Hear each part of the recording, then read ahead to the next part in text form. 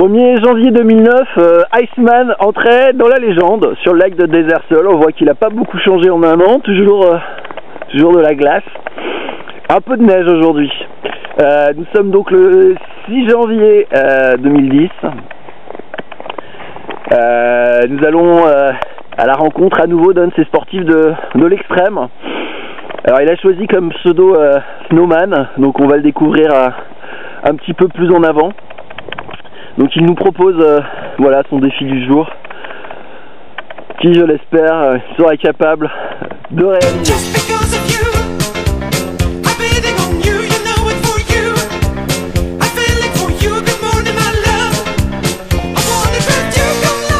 Donc en direct de l'étang de Desert Sol, votre envoyé spécial pour les lapins malins Fessonnais. En ce jour de neige, attention, je pense qu'on va pouvoir rigoler. Nous avons les premiers sportifs qui arrivent.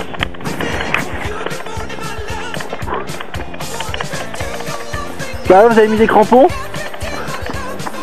Ça accroche bien? Impeccable. Non, mais tu verras ça après. Par ici, c'est la direction à suivre. Oh, attention, faux jeu de piste.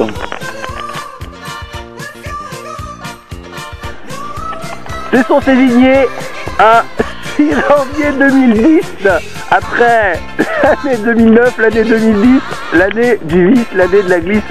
Gilou, fait son footing sous la neige. Il est courageux, salut, bonne année. Bonne année, bon santé. Tu sais que tu seras dans le truc du Toxesson là. Ah ouais. Tu seras dans la vidéo de la journée. Donc le concurrent, Kevin, est en grande préparation. Il est en train de vérifier le fartage de ses skis. Il va chausser ses skis. Nous, Pierre Guillou, vous êtes plus connu sous le surnom de Kevin. Donc 2010 sera votre année. Ah, on a dit que ça serait l'année du vice. Voilà. Ça sera aussi l'année de la glisse apparemment. Vous avez décidé de faire le premier triathlon des neiges Fessonnais. Donc on va pouvoir vous appeler Snowman cette année. Ouais, voilà, tout à fait. Parce que l'an dernier, pareil, qu'il y a un mec qui s'était appelé Iceman. Il avait traversé un lac gelé. Voilà. Donc le Toxesson toujours à la pointe. Toujours prêt à relever les défis les plus fous. Donc vous chaussez vos skis. La préparation du matériel est très important au triathlon.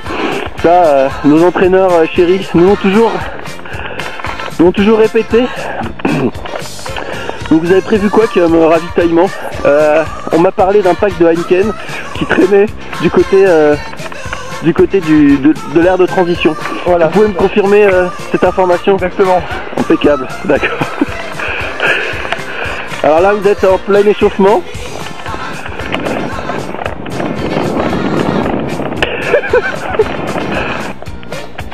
Et c'est parti. Pierre Guillou dans ses œuvres. Position tout chousse. Il descend. Oh là, je pense qu'il va nous faire...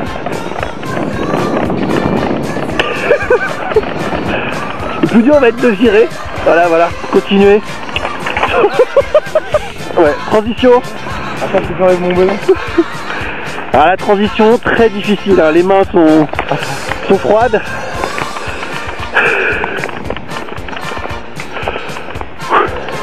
Voilà, on reconnaît les couleurs du Toxesson, bien visibles une nouvelle fois. Donc il prépare pour son parcours à vélo. Il a mis des gourmettes sur les boyaux. Il a laissé tomber les skis. Il met le casque. Première transition extrêmement difficile en raison du froid qui engourdit ses doigts. Et il n'arrive pas à serrer le casque. Ça c'est un problème, c'est ennuyeux. Et il est parti. Voilà, il sort, il attend la ligne et il monte sur le vélo. Voilà, et c'est parti.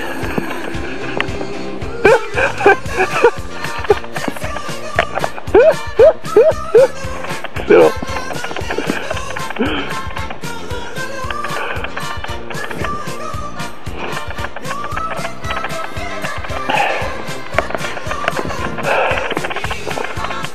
Une relance absolument ahurissante sur un sol où l'adhérence est minime. Il passe la ligne. Voilà. Hop.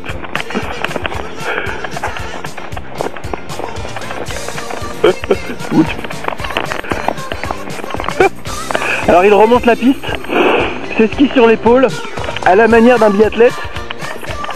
Alors le plus dur va être de chausser une fois de plus. Ah non, il a choisi une autre technique, c'est ski au pied. Donc il va nous faire un style classique, je pense. Le pas de patineur sera un petit peu difficile à réaliser aujourd'hui.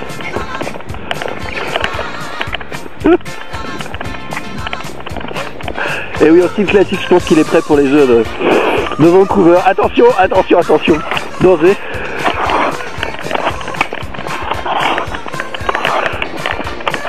On sent toute la difficulté dans l'effort de notre athlète complet qui part cette fois-ci. Eh oui, eh oui. Première victoire sur le triathlon des neiges, c'est sonné. Vos impressions, Pierre-Guillou? C'est difficile, surtout la deuxième partie en ski. C'est vraiment horrible. D'accord. Ça glisse. Donc prêt pour une deuxième édition? Ouais, tout à fait. Avant, je participe aux Jeux de Vancouver. D'accord. Donc oui, les Jeux de Vancouver qui auront lieu dans 2 mois avec votre matériel qui, on l'espère, sera un petit peu plus au point, parce que si on regarde vos pieds, on a l'impression que vous avez mis des renouilles pour chausser des skis. Tout à fait. Voilà, bon. Ouais, bonne transition. Donc je pense qu'il faudra à l'avenir que la saison hivernale 2D2 donc démarre à Cesson, non plus sur un lac gelé, mais cette fois-ci, comment s'appelle ta rue? Bretonnière. Voilà, au bout de la rue de la Bretonnière, qui est sous la neige aujourd'hui. Regardez-moi cette descente.